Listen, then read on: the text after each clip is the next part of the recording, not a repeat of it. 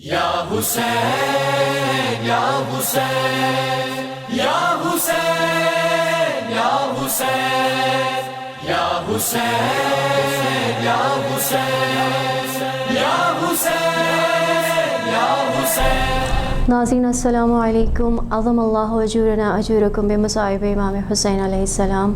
قائم چینل کی جانب سے میں آپ کی ہوسٹ سیدہ امینہ فاطمہ زہرا آج آپ کے سامنے فلسفہ کربلا میں لے کر آئی ہوں موضوع امام علی رضا کے اوپر، اور ہمارے ساتھ اس موضوع میں گفتگو کرنے کے لیے موجود ہیں ہماری خواہر عزیز، خواہر محترم، خواہر عروسہ فاطمہ رضوی۔ السلام علیکم ورحمۃ اللہ۔ وعلیکم السلام ورحمۃ اللہ۔ کیسی ہیں خواہر آپ؟ جی الحمدللہ۔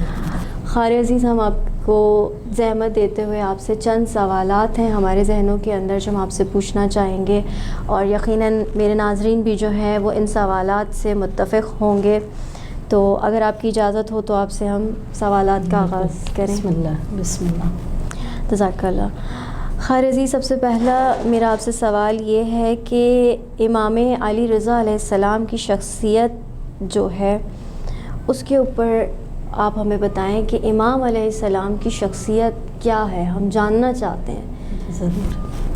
اعوذ باللہ من الشیطان الرجیم، بسم اللہ الرحمن الرحیم، الحمدللہ رب العالمین، الصلاۃ والسلام علی اشرف الانبیاء والمرسلین ونبینا وحبیب قلوبنا وشفیع ذنوبنا وطبیب نفوسنا سیدنا و مولانا بالقاسم محمد صلی اللہ علیہ وسلم۔ جیسا کہ آج اور امینہ فاطمہ زہرا نے مجھے دعوت دی کہ میں گفتگو کروں آٹھویں امام علی رضا علیہ السلام کے متعلق، سب سے پہلی بات تو یہ واضح کر دوں کہ نہ ہی کسی کے عقل و شعور میں اتنی آگہی ہے، صحیح، نہ ہی کسی کے زبان میں اتنی طاقت ہے کہ کسی بھی معصوم ہستی کے اوپر وہ گفتگو کر سکے۔ بالکل صحیح۔ لیکن ظاہر ہے کہ بالکل ایک قطرہ برابر علم اور بہت ایک سرسری سی ایک ہماری گفتگو اس امام کے متعلق کہ جس کے القاب کے حوالے سے اگر دیکھا جائے تو القاب جو ہمیں ملتے ہیں، آپ کے القاب فاضل بھی ہیں، آپ کے القاب میں صابر بھی موجود ہیں، سبحان اللہ۔ آپ ہی کے القاب میں ہمیں ملتا ہے کہ آپ قرۃ العین المؤمنین بھی ہیں، یعنی آپ مومنین کی آنکھوں کی ٹھنڈک ہے، بالکل۔ اس کے علاوہ جو ایک مشہور و معروف امام علیہ السلام کا لقب ہے کہ جس سے ہم سب اچھی طرح واقف ہیں، اور جب بھی ہمارے یہاں اس امام کا تذکرہ ہوتا ہے تو اسی لقب سے کہ ہم امام رضا علیہ السلام جو بے شک، جن کو بلاتے ہیں، یہ سب سے زیادہ مشہور و معروف لقب ہے۔ بے شک۔ اس کے علاوہ ایک لقب اور بھی ہے خواہر کہ جو ہمارے یہاں ظاہراً اتنا تذکرہ نہیں ہوتا، کہ ہمارے آٹھویں امام وہ ہستی ہیں کہ جس کو رسول خدا حضرت محمد مصطفیٰ صلی اللہ علیہ وآلہ وسلم نے عالم آل محمد کا خطاب دیا۔ سبحان اللہ، سبحان اللہ۔ ہاں دیکھیں وہ ہستیاں ہیں کہ جو سب کے سب عالم ہیں، لیکن مخصوص ہو گیا، سب کے سب صادق بھی ہیں، یہ سب کے سب زین العابدین بھی ہیں، لیکن کچھ القاب ایسے مخصوص ہو گئے کہ جس سے پہچان کرنا آسان ہو جائے۔ تو رسول خدا نے یعنی آپ کے جد نے، پیغمبر اکرم نے، خاتم النبیین نے آپ کو ایک لقب دیا عالم آل محمد کا۔ اور اس حدیث کو میں مکمل کروں کہ اس حدیث کے متعلق ارشاد فرماتے کہ رسول خدا نے ارشاد فرمایا کہ میرے جگر کا ایک ٹکڑا غربت کے عالم میں شہر طوس میں دفنایا جائے گا، کہ جو عالم آل محمد ہوگا اور جو اس کی زیارت کرے گا تو پروردگار عالم اس کو بے انتہا ثواب عنایت کرے گا۔ بے شک۔ تو یہ وہ امام ہے کہ جو ہمیں نظر آتا ہے کہ آپ کا دور امامت بھی کوئی اتنا طولانی نہیں ہے، اس کے باوجود آپ کی وہ کوشش ہے کہ جو دین کی بقا کے لیے آپ کے لیے وہ تمام صحیح، وہ تمام کی تمام قربانیاں، وہ ذمہ داریاں کہ جو آپ نے پوری کی۔ کسی امام نے کربلا کے میدان میں شہادت کا نذرانہ دے کے اپنی ذمہ داری کو پورا کیا، بقا اسلام کی اس وقت شہادت کے اندر۔ تو پھر ہمیں نظر آتا ہے کہ بعض ائمہ نے دعاؤں کے ذریعے، بعض نے علم کو شگافتہ کر کے، اور بعض نے قید خانے میں اپنی زندگی اور اپنے اخلاق کے ذریعے دین کو قائم رکھا۔ اس طرح آٹھویں امام علیہ السلام نے اپنی تمام اس سیرت کے ذریعے سے اپنی وہ ولی عہدی کا زمانہ کہ جس میں شاید کہ مامون نے یہ سوچا تھا کہ ہم اس ولی عہدی کے ذریعے شاید ان کے فضائل کو کم کر سکیں، لیکن امام علیہ السلام نے اپنی بے پوری شک۔ ہمت، پوری جدوجہد کے ساتھ دین کی بقا کے لیے اپنے تمام معاملات کو طے کیا۔ خیر جہاں آپ نے ولی عہدی اور ان سب چیزوں کا ذکر کیا ہے تو میں یہاں پر آپ سے ایک سوال کرنا چاہوں گی کہ جب امام علیہ السلام یعنی امام علی رضا علیہ السلام مدینے سے ایران کی طرف نکل رہے تھے تو شہر مدینہ سے نکلتے وقت کیا واقعات پیش آئے ہیں؟ ہاں جی ضرور، بہت اچھا آپ کا سوال ہے خواہر، کہ ہم دیکھتے ہیں کہ جب ہم اس زمانے میں جاتے ہیں کہ جب امام علیہ السلام کو مامون نے ولی عہدی کے لیے طلب کیا، اور امام علیہ السلام جو ہے وہاں سے جب نکلتے ہیں تو تاریخ ہمیں بتاتی ہے کہ بالکل وہی اسی طریقے کے مناظر ہمیں نظر آتے ہیں کہ جس طرح جب امام حسین سید الشہداء علیہ السلام مدینے سے نکل رہے تھے تو امام علیہ السلام نے گریہ بھی کیا تھا، روزہ رسول پہ حاضری بھی دی تھی، اور اپنی والدہ گرامی اور اپنے بھائی امام حسن مجتبیٰ علیہ السلام کی قبر مبارک سے رخصتی لی تھی۔ بالکل اسی طرح امام رضا علیہ السلام یعنی 8ویں امام علیہ السلام جب مدینے سے نکلتے ہیں تو پھر ہمیں وہی نظر آتا ہے، وہی منظر نظر آتا ہے کہ یہاں بھی اپنے نانا رسول خدا کے روضے پر حاضر ہوتے ہیں، اور اپنی جدہ کے روضے پر، اور اپنے جد امام حسن مجتبیٰ علیہ السلام کے قبر مبارک پر آ کے حاضری دیتے ہیں۔ اور اس وقت جب آپ گھر میں تشریف لاتے ہیں تمام قبروں پہ حاضری دینے کے بعد تو ایک مرتبہ ہمیں یہ بھی ملتا ہے کہ 8ویں امام علیہ السلام کے جن کے 18 بہنیں اور 18 بھائی ہیں۔ امام موسیٰ کاظم علیہ السلام ہمارے وہ امام ہیں کہ جن کی اولادوں کی تعداد ہمیں 35 یا 36 ملتی ہے۔ جب امام علیہ السلام گھر میں تشریف لاتے ہیں تو اپنے بہن اور بھائیوں سے اور گھر کی مستورات جو موجود ہیں ان سے ارشاد فرماتے ہیں کہ بالکل مجھے اس طرح رخصت کرو کہ جس طرح کوئی جنازہ اٹھ رہا ہو، اور وہی تاریخ میں اسی طریقے سے امام علیہ السلام کی رخصتی ہے، نوحہ کیا جاتا ہے، گریہ کیا جاتا ہے، اور امام علیہ السلام جو ہیں وہ مدینے سے اس حال میں نکلتے، کیونکہ ظاہر ہے حالات کیسے ہیں کہ امام یہ ولی عہدی نہیں لینا چاہتے، امام کو زبردستی مجبور کیا گیا، امام مجبور نہیں ہے، لیکن وقت کا تقاضا یہ ہے، دین کی بقا اس میں ہے کہ امام نے اس ولی عہدی کو قبول کیا اور اس کے ذریعے مامون کے چہرے پہ سے وہ نقاب اتارا کہ جس کی وجہ سے وہ اپنے آپ کو بہت بڑا تصور کر رہا تھا۔ بالکل صحیح کہا۔ خیر عزیز، میرا اگلا سوال آپ سے یہ ہے کہ نشا پور میں جو واقعہ جو حدیث پیش آئی ہے، حدیث سلسلہ ذہب، اس کو ہمارے سامنے بیان کریں، اور یہ میں ناظرین سے کہنا چاہوں گی کہ یہ واقعی بہت بڑی بات ہے کہ جس کا ہمیں بالکل بھی علم نہیں ہے، اور ہمیں اس بات کا علم ہونا چاہیے۔ تو خیر میں آپ سے یہی سوال کروں گی کہ اس حدیث سلسلہ ذہب کو بیان کیجیے۔ جی بالکل بہترین، بہت یہ دیکھیں ایک حدیث ہے کہ جو امام علیہ السلام سے منسوب ہے اور جس کو کہا ہی جاتا ہے سلسلہ ذہب۔ ذہب عربی میں کہتے ہیں سونے کو، اور سلسلہ یعنی ایک سونے والا سلسلہ، ایک ایسی زنجیر کے جو بالکل سونے کے مانند ہو۔ کہتے ہیں کہ جب امام علیہ السلام مدینے سے نکلے اور آپ کو کہتے ہیں مختلف راستوں سے ہوتے ہوئے جب آپ طوس جا رہے تھے تو آپ نیشا پور کے مقام پہ پہنچے۔ بالکل نیشا پور کے مقام پہ جب آپ پہنچے تو کہتے ہیں 24,000 راوی اس وقت وہاں موجود تھے قلم و دوات کے ساتھ، اور وہ چاہتے تھے کہ امام علیہ السلام کوئی حدیث بیان کریں۔ ایک مرتبہ کہا گیا کہ امام اپنے چہرے مبارک کی زیارت کیجیے، بہت خوبصورت حدیث ہے یہ، بہت بہترین طریقے سے اس کو بیان کیا گیا۔ امام علیہ السلام نے جیسے ہی کہتے ہیں اپنے سواری کے محمل کا پردہ ہٹایا، لوگوں نے کہتے ہیں زور و شور کے ساتھ گریہ کرنا شروع کر دیا۔ وجہ کیا ہے، کیوں یہ گریہ شروع کیا؟ اس لیے کہ چہرہ مبارک میں شبی نظر آ رہی ہے، جھلک نظر آ رہی ہے رسول خدا محمد مصطفیٰ صلی اللہ علیہ وسلم کی۔ جب لوگوں نے وہ چہرہ مبارک دیکھا اور پھر کہا 24,000 وہاں پہ موجود ہیں حدیث لکھنے والے راوی، اور وہ امام علیہ السلام سے فرماتے ہیں کہ آپ کوئی حدیث بیان کیجیے، یہ سلسلہ ہے ذہب کی۔ امام علیہ السلام نے بہت خوبصورتی کے ساتھ اس کو بیان کیا۔ مجھ سے میرے بابا موسیٰ کاظم علیہ السلام نے، ان سے ان کے بابا امام جعفر صادق علیہ السلام نے، ان سے ان کے بابا امام محمد باقر علیہ السلام نے، اور ان سے ان کے بابا امام زین العابدین علی بن الحسین نے، اور ان سے ان کے بابا मुस्तफ़ा हुसैन इब्न अली ने और उनसे उनके भाई हसन इब्न अली और उनसे उनके वालिद गिरामी अली इब्न अबी तालिब अलैहिस्सलाम ने और उनसे रसूल खुदा हज़रत मोहम्मद मुस्तफ़ा सल्लल्लाहु अलैहि वसल्लम ने और उनसे जिब्रील अमी ने और जिब्रील अमी से खुदा ने इरशाद फरमाया कि जो कोई भी मेरे कलमे के इखलास के साथ जो कोई भी मेरे कलमे के इखलास के साथ इस्लाम के दायरे में दाखिल हो जाएगा वो मेरी पनाह में आ जाएगा। लोगों ने पूछा ये कलमे का इखलास ये किला जो है ये कौन सा है कि जिसमें खुदा कह रहा है हाजिर हो जाएगा उसमें शामिल हो जाएगा, तो कहा वो कलमा ला इलाहा इल्लल्लाह, यानी मेरे खुद अलावा किसी को खुदा का शरीक नहीं मानना। फिर इमाम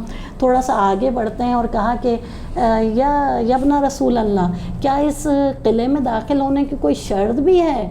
इमाम इरशाद फरमाते हैं बेशक इसकी शर्त भी है और इसकी शर्त हम अहले बैत अलैहिस्सलाम की विलायत और इमामत है। बस नाज़रीन, मैं यहाँ आपसे एक छोटा सा ब्रेक लूँगी और ब्रेक के बाद अपनी गुफ्तगू को जारी और सारी रखूँगी। हम जाते हैं ब्रेक के ऊपर, देखते रहिए कायम टीवी। या हुसैन या हुसैन या हुसैन या हुसैन या हुसैन या हुसैन या हुसैन या हुसैन। अस्सलाम वालेकुम नाज़रीन, हम फिर से हाज़िर हैं आपके सामने ब्रेक के बाद अपने प्रोग्राम फ़लसफ़ा करबला में, कि जिसके अंदर आज हम बात कर रहे हैं इमाम अली रज़ा अलैहिस्सलाम के ऊपर। और ख़ार अज़ीज़ ने हमें बहुत ही बेहतर और बहुत ही अहसन अंदाज़ में हमें इमाम अली मकाम के बारे में बहुत अच्छी मालूमात से आगाह किया। बस इनसे हम अपनी गुफ्तगू को आगे जारी रखते हुए अगला सवाल मैं ख़ार से करूँगी कि ख़ार अज़ीज़ मामून ने जो इमाम अलैहिस्सलाम से वली अहदी मांगी है, और इस वली अहदी के बारे में आप हमें बताइए कि आखिरकार इसके का क्या वाक़या है, क्या माजरा है, हमें इसको बताइए ज़रा। जी, हम देखते हैं कि तारीख़ में ऐसा किसी भी इमाम मासूम अलैहिस्सलाम के साथ ऐसा नहीं हुआ कि जैसा 8वें इमाम अलैहिस्सलाम के साथ है। मामून के जो अपने वक्त का एक शातिर तरीन और चलाक तरीन अय्यार, बल्कि मैं कहूँगी कि वो खलीफा वक्त है उस वक्त का, और वो इस इक़्तिदार को हासिल करने के लिए, इस हुकूमत को हासिल करने के लिए अपने एक भाई को कातिल भी कर चुका है, अमीन को। और हमें नज़र आता है कि इसने ये जो हुकूमत हासिल की है, इस हुकूमत हासिल करने का इसका जो तमाम का तमाम इसके पीछे जो राज है वो यही था कि वो अपनी हुकूमत को ज़्यादा वसी कराना चाहता था, उसको बढ़ावा देना चाहता था। और फिर इसने ज़ाहिर है इसकी अय्यारी और मक्कारी और इसकी चालाकी, अब इसने ये सोचा कि किस तरह से मैं लोगों के क़ुलूब को अपनी तरफ मज़ीद माइल करूं। लिहाजा इसने चाहा कि अलवियों की हमदर्दी को हासिल किया जाए, और इसलिए इसने इमाम अलैहिस्सलाम को वली अहदी के लिए चुना और इंतखाब किया। हालांकि देखा जाए हमेशा जो वली अहद हुआ करता है वो हमेशा उससे उम्र में छोटा होता है कि जिसका वो वलीयत करार पाता है, लेकिन यह मामला बिल्कुल मुख्तलिफ है। बिल्कुल मामून की उम्र छोटी है, इमाम अलैहिस्सलाम की उम्र मुबारक ज़्यादा है। और जब ये कहता है कि आप मेरी वली अहदी को कबूल करें, तो वहाँ पे भी इमाम अलैहिस्सलाम यही जवाब देते हैं कि मेरी उम्र ज़्यादा है और तुम्हारी उम्र कम है, इस हिसाब से तुम मुझे वली अहदी की जो पेशकश कर रहे हो ये सही नहीं है। लेकिन बहरहाल उसके पीछे जो उसका राज था वो इमाम तो बेशक समझ रहे थे, और जो हमें उलमा की किताबों से मिलता है राज यही था कि अपनी एक तो हुकूमत को बढ़ावा देना चाहता था, अलवियों की मोहब्बत हासिल करना चाहता था, उसके अलावा ये इमाम के ऊपर भी निगाह रखना चाहता था कि इमाम की किस तरह की मसरूफियात है, इमाम से कौन मिलता है। ज़ाहिर है ये वहाँ पे मौजूद था तूस में और इमाम अलैहिस्सलाम मदीने में, तो लिहाजा इसने ये चाहा कि इमाम अलैहिस्सलाम को अपने करीब बुला ले, और इमाम अलैहिस्सलाम जब इसके करीब आएंगे तो इमाम से कौन मुलाकात कर रहा है, इमाम के पास कौन आता जाता है, इमाम की मसरूफियात किस बिना की हैं, तो लिहाजा इसने ये कोशिश की कि इमाम को अपने पास बुलाया जाए। दरअसल वली अहदी ये तमाम वाक़या ये था। बहरहाल जब ये वली अहदी वो बुलाता है और इमाम अलैहिस्सलाम जब तशरीफ़ लाते हैं, कुछ शराइत के ऊपर इमाम अलैहिस्सलाम ने इस वली अहदी को कबूल किया। ऐसा नहीं है कि इमाम अलैहिस्सलाम ने कोई शराइत नहीं रखी। इमाम अलैहिस्सलाम ने पहली शर्त ये रखी कि मैं हुकूमत में ठीक है वली अहदी को मैं कबूल करता हूँ। इमाम ने भी वली अहदी को कबूल किया, क्योंकि जब जान पे बनाई, जान का बचाना वाजिब है, और जब इमाम को कत्ल की धमकी दी गई तो वहाँ इमाम ने वली अहदी को कबूल किया। लेकिन इमाम ने कुछ शराइत रखी। इमाम ने कहा मैंने वली अहदी को तो कबूल किया, मैं तेरे दरबार में भी बैठूंगा, लेकिन ना ही कोई हुक्म کروں گا، نہ ہی کسی کو معزول کروں گا، صحیح. نہ ہی کوئی فیصلہ کروں گا، نہ ہی کسی قسم کا کوئی حکم جاری کروں گا. صحیح. آپ یہ دیکھیں امام نے کتنی زیادہ حکمت عملی سے کام بالکل لیا، بالکل. تاکہ اس کے اوپر واضح کر دیا کہ ایسا نہ ہو کل کو لوگ یہ کہہ دیں کہ ایک اس امام عمل معصوم میں نے ولی عہدی کو بالکل قبول کیا، بالکل. لیکن امام نے بالکل ایسے ہی ولی عہدی کو قبول کیا شرائط کے ساتھ. اب ہمیں نظر آتا ہے اس کا مقصد کیا تھا، دراصل ہمیں واضح دیکھنا ہے پڑے گا. بالکل. اس کا مقصد یہ تھا کہ کسی طرح ان فضائل کو کم کیا جائے کہ جو لوگوں میں بہت راز تھے. صحیح. لوگوں کے دل ہمیشہ اہل بیت اطہار کے ساتھ رہے، کیونکہ وہ جانتے تھے وہ علم کی منزل، وہ کمالات کی منزل، وہ خدا سے قربت کی منزل، وہ عبادت گزاری کہ جس کے حامل اہل بیت اطہار تھے، ویسا کائنات میں کوئی نہیں ہوتا تھا. لہٰذا یہ جب وہاں پہ لے کر آئے، اس نے چاہا کہ کچھ فضائل کو کم کیا جائے. اسی لیے ہمیں نظر آتا ہے کہ وہاں پر دربار میں اس نے سب سے پہلے مناظروں کا سلسلہ شروع کیا. مناظر کس سے؟ عیسائیوں سے مناظر امام کے، اس کے علاوہ یہودیوں سے، آتش پرستوں سے، مجوسیوں سے امام کے مناظر بے انتہا بہت خوبصورت طریقے سے امام نے ان کو قائل کیا. اب وہاں پہ مامون نے دربار میں مناظر کرائے اس لیے تھے کہ شاید امام کی نعوذ باللہ فضیلت کو کم کر سکے. لیکن جب امام علیہ السلام نے وہاں پر مناظرے کیے اور ہم نے دیکھا وہ لوگ کہ جو دوسرے مذاہب سے، دوسرے ادیان سے تعلق رکھتے تھے، وہ امام کی ان باتوں سے اتنا متاثر ہوئے، اور عقلی ظاہر دلیل امام نے وہاں دی تھی، تو اتنے زیادہ متاثر ہوئے کہ وہ دائرہ اسلام میں داخل ہو گئے. تو بس قرآن عزیز کے ہم یہ دیکھیں کہ امام علیہ السلام نے اس کے تمام جو منصوبے تھے ان کو خاک میں ملا دیا. بالکل بالکل. اور امام کے وہ فضائل، امام کے وہ مناقب کے جو پہلے لوگوں کے دلوں میں موجود تھے وہ مزید بڑھ جاتے ہیں. ایک آدھ واقعہ نہیں، بہت سے واقعات ہیں. اگر امام علی رضا علیہ السلام کے آپ واقعات دیکھیں کہ جس طرح کہا گیا کہ 2 سال سے بارش نہیں ہوئی تھی طوس میں، بالکل. اور لوگ بہت پریشان تھے. سب نے کہا امام کے پاس آئے کہ آپ دعا کیجئے بارش ہو جائے. امام علیہ السلام نے حکم دیا سب 2 دن روزہ رکھیں، اور روزے کے بعد جو ہے فلاں مقام پہ جمع ہوں. امام نے نماز پڑھی اور وہاں پہ امام نے دعا کی. جب بادل آنا شروع ہوئے، لوگوں نے کہا کہ یہ وہ بادل ہیں کہ یقیناً یہ یہاں برسیں گے. امام علیہ السلام نے ارشاد فرمایا نہیں. اب دیکھیں علم کہاں تک ہے، صرف زمین تک نہیں ہے بلکہ آسمان تک سے. سبحان یہ اللہ. اہل بیت اطہار کا علم ہوا کرتا ہے. کہا کہ یہ بادل تمہارے لیے نہیں ہے، یہ بادل کہاں کے لیے؟ یہ فلاں مقام کے لیے. پھر دوسرا بادل آتا ہے، تیسرا آتا ہے. اب امام فرماتے ہیں یہ بادل طوس کے لیے.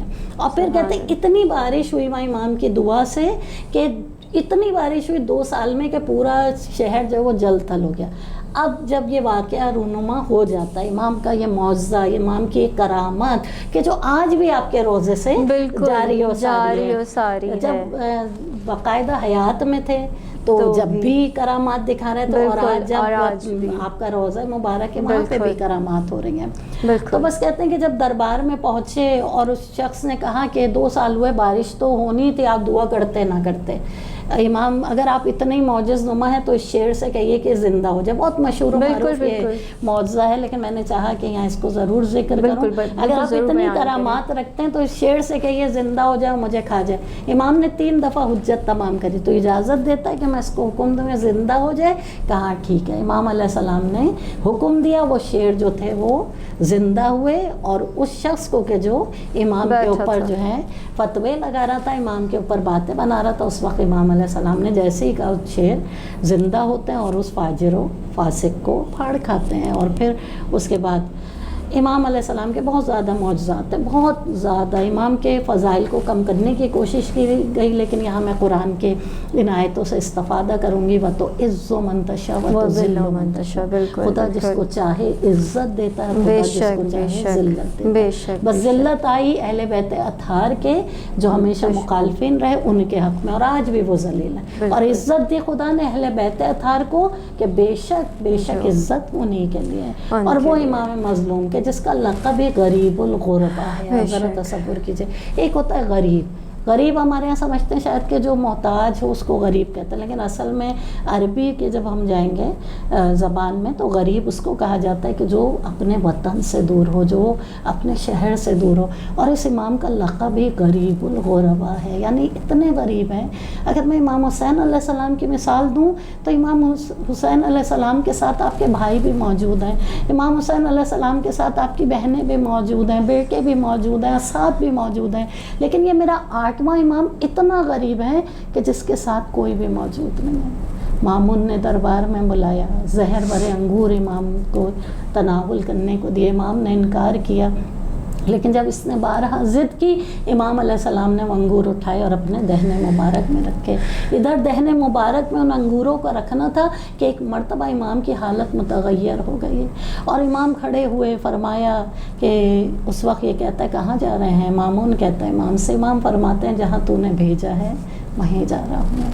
इमाम अलैहिस्सलाम घर में तशरीफ़ लाते हैं, मौजज़े से मेरे नवे इमाम तशरीफ़ लाते हैं, गुस्लो कफ़न दिया जाता है, मेरे मौला इस दुनिया से गुज़र गए।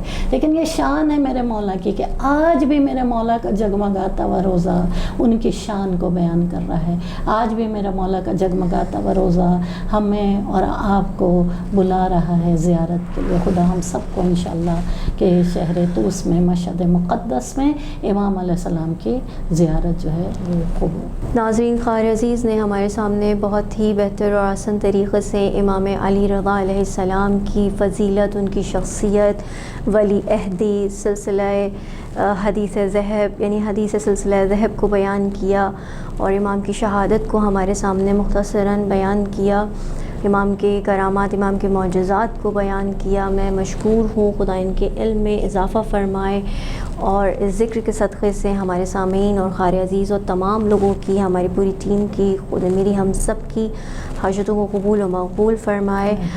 और मैं आपकी हो सैयदा अमीना फ़ातिमा ज़हरा आज अब आपसे रुख़सत चाहती हूँ। हमें अपने फ़ीडबैक से आगाह करते रहिएगा।